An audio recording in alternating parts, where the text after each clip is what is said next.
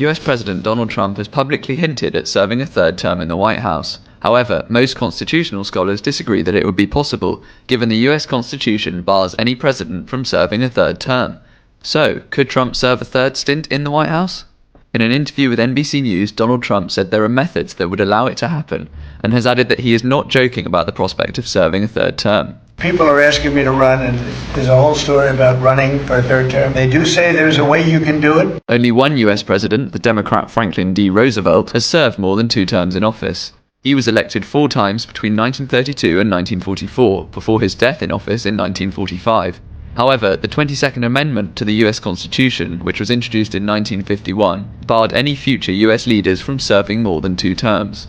But is there still a way for Trump to make it happen? A scenario has been touted where J.D. Vance would run for president in 2028, and then pass the baton to Trump as his running mate. But the 12th Amendment would seem to rule that out, as it stipulates that nobody who is ineligible to run for president is eligible to hold the office of the vice president. In January 2025, Republican lawmaker Andy Ogles introduced a long-shot resolution in the House that would allow a president who served 2 non-consecutive terms, as Trump has, to serve a third stint in office.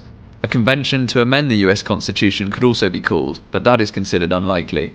As Trump continues upending Washington, his approval rating has fallen to its lowest since taking office, according to recent polling. At 82 years and 7 months, Trump will already be the oldest president ever at the end of his second term, in January 2029. If he were to find a way to run for a third term, he'd be over 86 years old by the end.